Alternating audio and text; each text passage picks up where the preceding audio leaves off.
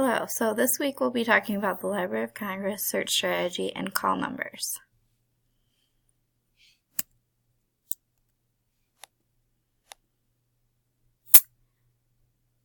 So, the Library of Congress was founded in 1800, making it the oldest federal cultural institution in the nation.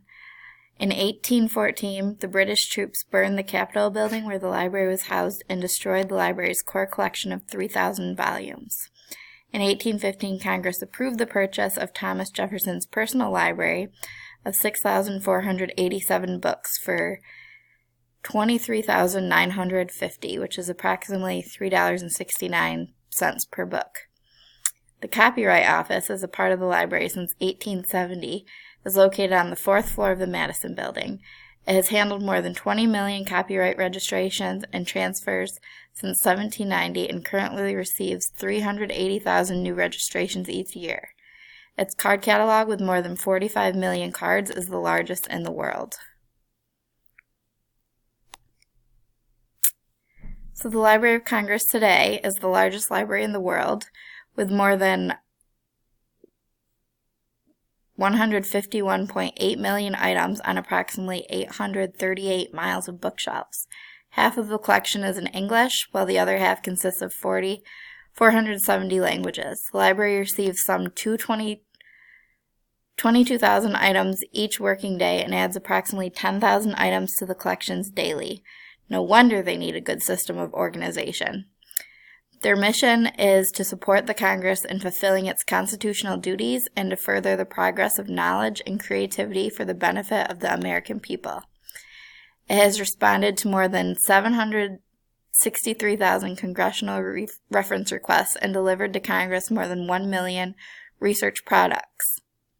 And it provides reference services to 508,830 individuals.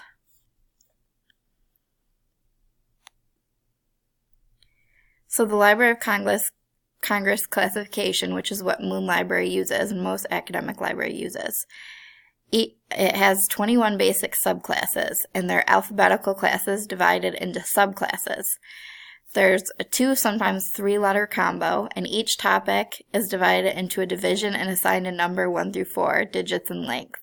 The divisions then have subdivisions. So you can see I listed here, A is general works, D is world history, G is geography, anthropology, and recreation, H is social sciences, and we have a lot of Q in Moon Library for science, obviously, and a lot of S's for agriculture. Each subclass includes a loosely hierarchical arrangement of the topics pertinent to the subclass, going from general to more specific. Individual topics are often broken down by specific places, time periods, or bibliographic forms, such as periodicals and biographies. Relationships among topics in the Library of Congress are shown not by the numbers that are assigned to them, but by indenting subtopics under the larger topics that they're a part of, much like an outline. In this respect, it's different from more strictly hierarchical classification systems such as the Dewey Decimal Classification, which most public libraries use, where hierarchical relationships among topics are shown by numbers that can be continuously subdivided. So here's an example. In the example, the subject Q is science, so that comes first. And then E represents a subdivision of the sciences, which is geology. So that comes second. All books in the QEs are primarily about geology. The range QE 500 to 625 are books about dynamic and structural geology. So 534.2 is a further definition of the subject area and division and subdivision. Call numbers QE 534.2 are specifically earthquakes, seismology, and general works 1970 to present.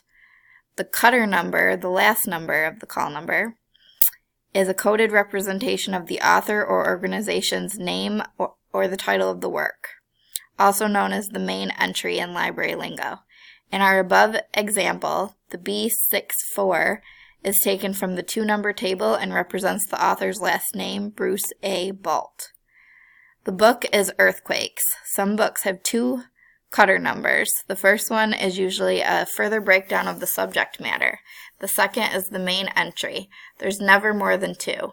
Since the 1980s have been added to the end, more than one edition in each year is 1900A, 1900B, and unknown is 1900Z. So for shelving and locating, items are shelved by call numbers in both alphabetical and numerical order. So you would first go by the class and subclass, and then you would go by the further subject area and division, and then the cutter number.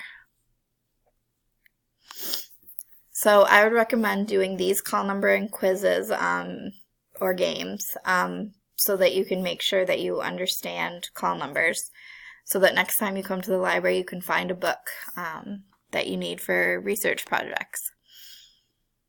Of course, librarians can help you, but it's good to learn on your own.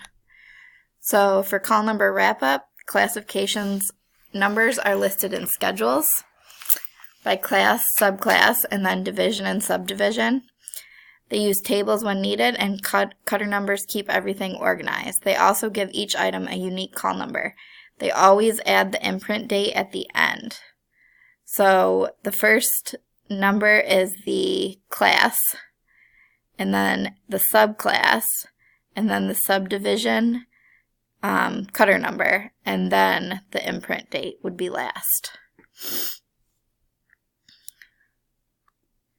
So, Boolean operators. If you ever heard Boolean operators, they include and, or not when you're searching. So if you search puppy and kitten, you'll get search results of puppies and kittens. If you search puppy or kitten, you'll get either term separately. If you search puppy but not kitten, you'll only get puppies. So for example,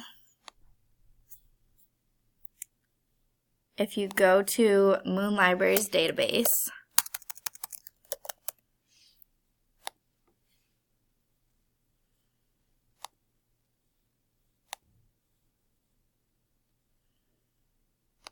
and you search puppies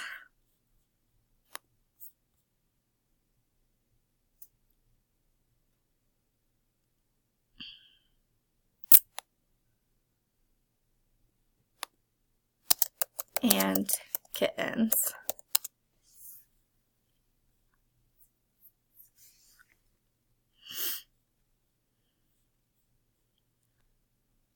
then you can see puppies and kittens, puppies and kittens, puppies and kittens. If you go to advanced search,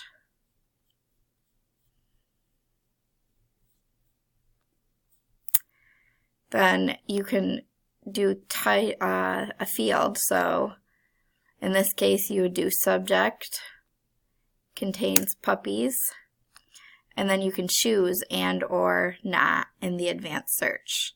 So puppies not in the subject, kittens. And then you would search, and then you would only get stuff involving puppies as the subject.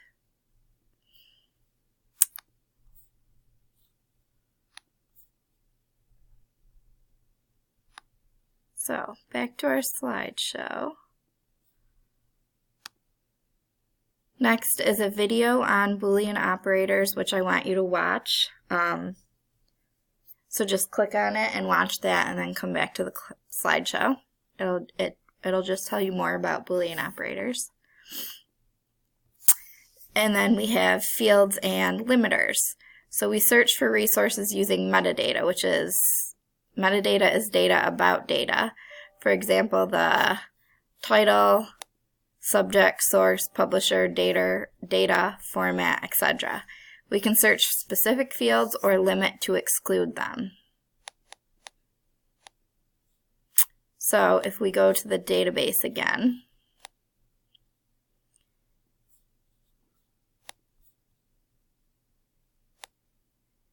these over here would be limiters.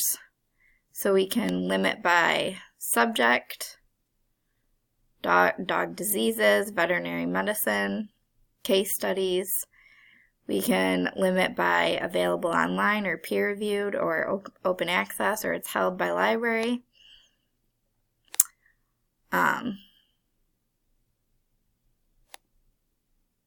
We can sort by the date and the title and the author.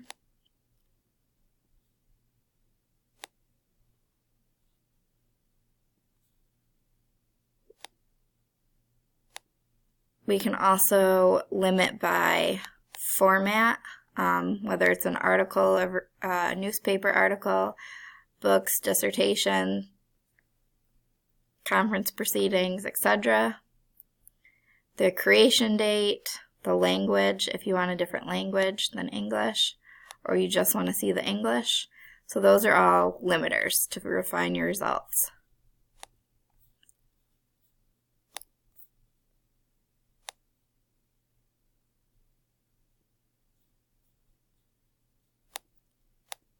So on to search strategy.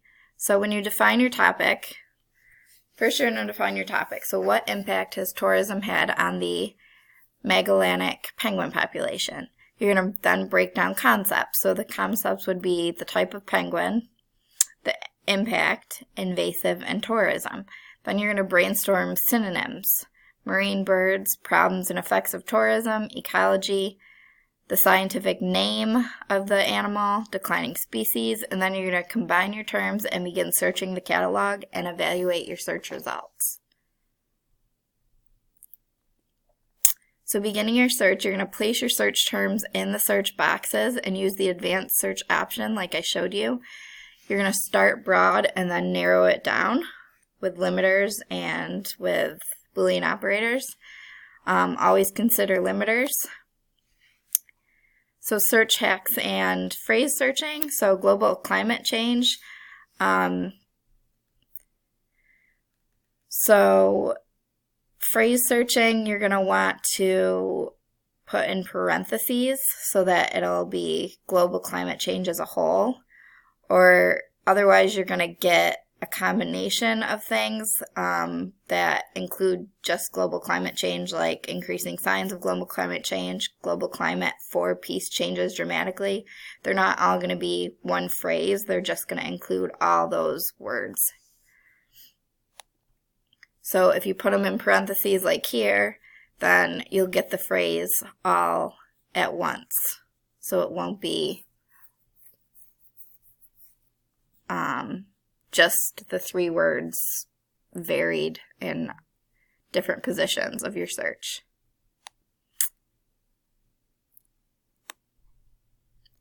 Evaluating your search results. So you're going to think rats, read all the screens. So look through your results list. How many results are there? How are items organized? By relevancy, by date, by collections? Can it be changed? How else can you limit your results? Read through summaries or table of contents and take note of citation information for later use. You may want to use a citation manager, but always verify the citations once we talk about citations. So next we're going to talk about library catalogs and database searching. And so you can go to your next PowerPoint.